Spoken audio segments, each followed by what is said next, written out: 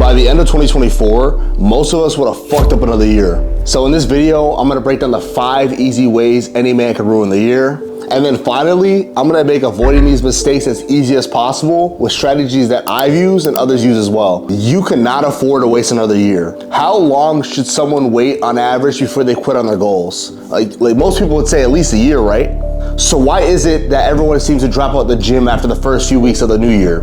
Maybe the reason why everyone stops is because it's too hard, or maybe it's not enough time for them, or maybe it's just because they're soft. But whatever the case may be, the biggest detriment that people run across when they're trying to become the best version of themselves is giving up on their goals way too quickly. Most of the time when we quit on our goals, it stems from a lack of faith. We don't believe that ROI is worth having to go through so much pain to get what we want, so we just stop. We just say, you know what?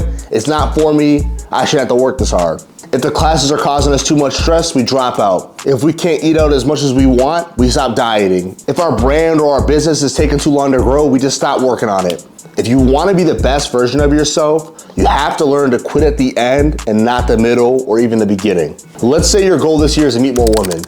Go up to 100 girls and introduce yourself first before you decide that this isn't worth it for you. You need to go out there and test your might and test who you are before you decide to give up on everything that you wanted. Most things that are worth having require a lot of work. If it wasn't worth having, it wouldn't be this hard to get. You have to remind yourself that the path of least resistance offers the least rewards. The path of most resistance offers the greater reward. Unfortunately, that's just how most things in life work. Not quitting on your goals is not a simple process. You don't just wake up and say, I'm not quitting on my goals, and you just stop quitting on your goals. You have to implement SMART goals. SMART goals is a simple concept that's gonna help you maintain your goals throughout the year. Let's use Freddie as an example. He's fat as hell, he lives with his mama, and his goal by the end of the year is to lose 30 pounds. If you were to go into the year guns blazing, jumping on a keto diet, training like David Goggins, and edging the Sam Sulek videos, after a few weeks he's gonna burn out. You see, SMART goals will give you the right direction for your drive. It's gonna give you a consistent, achievable target that you can reach. So instead of looking at the bigger picture and trying to lose 30 pounds in a year, if Freddie were to focus into losing 0.5 or even a pound a week, he'll surpass his goal tremendously by the end of the year.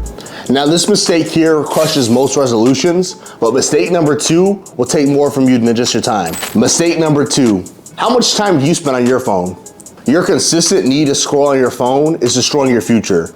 It's not just the time we're spending on our phone, but what we're actually doing while we're on it. We consistently scroll through these apps, watching these motivational clips, getting these dopamine hits that never result in anything good for our lives. We spend time sitting there, scrolling, comparing our lives, wishing we were in a different place, all the while not enjoying where we're currently at. So as we continue to go down this rabbit hole of being on our phones, it only starts to skew a perception of reality. A lot of you guys have a really weird concept on how the world works. You guys think that having a 9 to 5 is the worst thing possible. You guys think that all women are out to get you and every girl is terrible and that, relationships are not worth it. And then on top of that, you guys want everything quick and easy because your dopamine centers are the size of an acorn from scrolling on TikTok every day for 5 hours. Some days I don't want to use my phone in the gym because I want to just use the gym to get away from everything. I'll be in the gym, bro, and everybody's glued to their phone. Everybody's just walking up and down the aisle with their phone in their hand, just looking at their phone. I could be walking with a fucking bar and hit somebody and they wouldn't notice till it's too late. Even with me, since I make content, I consistently have to have my phone to upload content and to respond to comments and all that. And I can tell you easily that it's made my time on my phone increase tremendously. Because you know how it is. Once you pick your phone up, you go on your phone to do something, next thing you know, you're scrolling on fucking Instagram to see what happened recently, or you go on TikTok to see whatever, you see a baddie, next thing you know, you're down deep in the trenches, you're fucking in the gulag looking for some shit you should be looking for.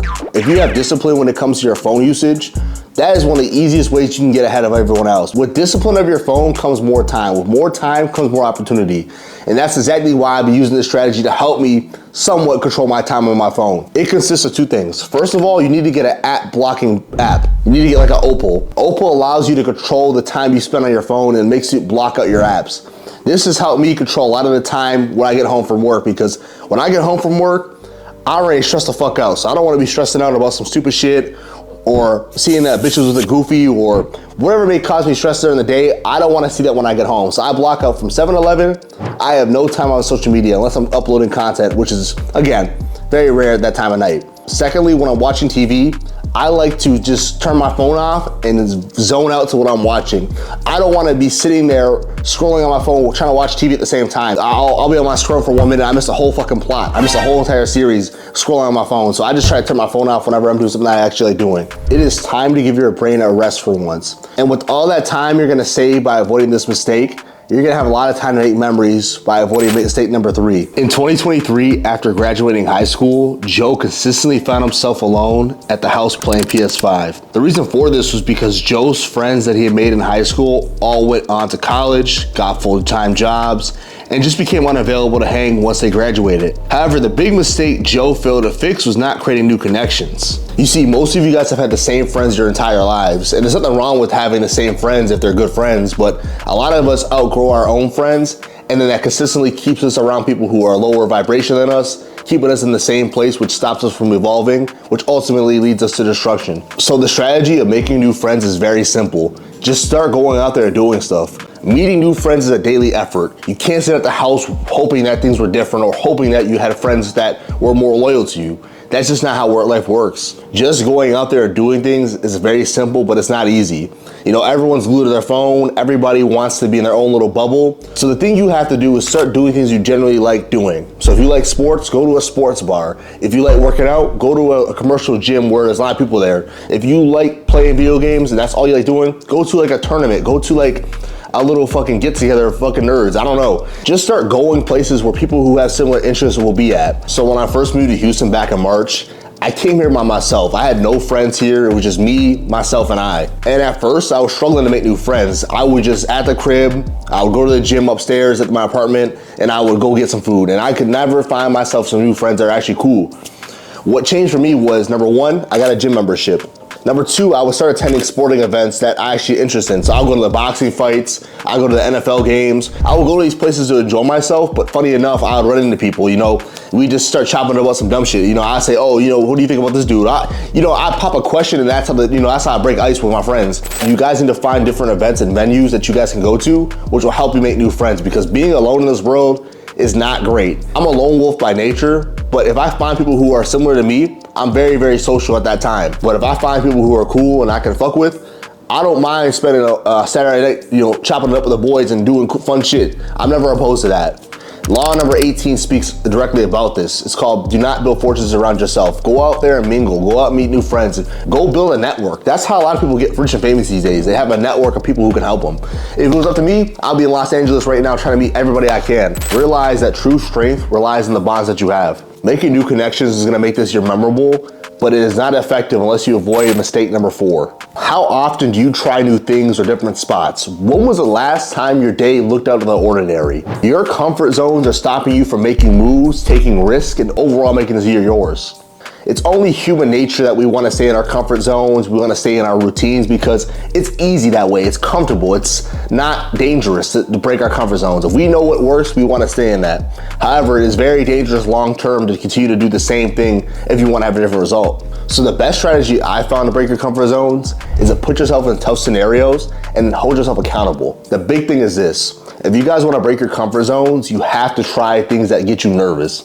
If you're scared to go to the gym, you need to go to the gym. If you're scared to talk to that girl, you need to talk to that girl. It's called comfort zones for a reason. You have to push yourself through your comfort in order to grow. That's essentially what you guys are failing to do. You guys need to start challenging your beliefs. If you guys believe that you guys can only do so much, that is the reality you're given. The stars. A lot of y'all boys just shoot towards the sky. I'm shooting towards the stars. I'm gonna give you guys an example of what I mean. 2 weeks ago, I wrote this script. Last Monday, which was 5 days ago, I was in the gym and I see my gym crush. I've been crushing on her for about like a month at this point. If you know me, you know my type. Pretty much every time she's in the gym, she's with her guy friend. Monday afternoon, I was like, you know what?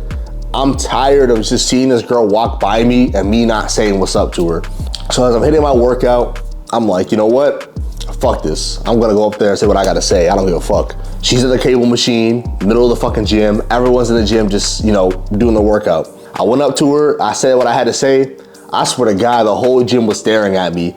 In that point in time, even if she wasn't fucking with me, she instantly gained respect for me because I had the balls to do what 99% of people won't do in this world, which is taking a risk that might result in you looking stupid. You gotta wanna win more than you wanna lose. The fear of losing needs to be less than the fear of winning. I cannot see an outcome where I don't win in this life, and that's what motivates me to go forward. Some days I don't feel like doing this shit that I'm doing, but I have to realize that work that I'm doing now is what's gonna separate me from my past self in the future. A lot of you guys will look at me and say, yeah, you're a Chad, you're handsome, you're not supposed to be afraid. That was honestly the exact opposite. I was nervous as fuck. In my head, my brain was coming up with so many excuses not to talk to her. Oh, she's with her friend. Oh, she didn't give you the eyes. Oh, she's in the middle of the gym. Maybe I should wait till she gets to a better place. Maybe she has a boyfriend. My brain was coming up with so many excuses. What ultimately humbled me back down to earth was just realizing that if I don't make this approach, if I didn't fucking talk to her, I was gonna fucking bitch myself in the car if I did not talk to her. And that's the same level of accountability you guys gotta have. If you tell yourself you're gonna do something and you do not do it because of fear, you need to hold yourself accountable. You cannot continue to go through life saying you're gonna do some shit and then quitting because you're scared. If you're gonna quit on something, let it come from a place of non-emotions. Do not let your emotions dictate the way you move. That's how most people ruin their lives. They do things because of how they feel. And the biggest thing I could tell you about someone who's made this mistake time and time again, no nuts, no glory. We finally reached the final mistake that most of you guys will make in the new year. Mistake number 5. This is the biggest mistake that men have made since the beginning of time. Most people believe they have time to catch up, time to fuck off, and time not to make any moves or have any emotion because they'll get it back in the end. This has caused so many missed opportunities, it's not even funny. And that is procrastination. Procrastination comes in many forms. It can come in the form of talking to your friends too much, playing video games, sitting around not doing shit, watching porn. There are so many different things you can do to procrastinate nowadays that it's crazy. Procrastination is the biggest thing that decays our goals. Speaking from personal experience, the biggest reason why a lot of us procrastinate is because we allow our minds to convince us that something's gonna be harder than it is. So we spend time thinking about like, wow, this is gonna suck. I don't wanna do this. This is gonna be taking so long. But in reality is if we just started it, we'd save so much more time than procrastinating. The biggest strategy to breaking procrastination is 2 things. Number 1, we have to start breaking our workload into even pieces. If you break your workload evenly throughout the week, it's a lot less for your mind to take on. If you guys wait last minute to complete a project, complete a video, or complete whatever you're doing, you're gonna give yourself so much unnecessary stress that it's gonna make you not wanna do it at all. And that's why some of you guys put your goals, because you guys wait till the last minute, see how much work it is, and you say, fuck it. If let's say I have a bottle of water, right? And time on one hand is my water, this is what I do in my free time, things I like to enjoy doing. And then on the other hand, procrastination is like, ice cubes or plastic ice cubes, something that doesn't melt, right? If I fill up this bottle with all the time that I want and then put procrastination in with a few drops, I'll get a lot more out of this bottle than as if I would have tried to do and vice versa, where I put all my ice cubes in this bottle and then pour up a little water. It's like going to McDonald's drive-thru. They're gonna give you more ice so that way they can save more. That is not an effective strategy. On top of that, we have to start breaking our work into workloads. We have to continue to try to make sure we break things up evenly so that way we're not overpiled with work at the end. Now, ruining a year is scary, but imagine ruining a whole decade. Make sure y'all watch this video right here to avoid making that mistake. Holla back at me. Peace.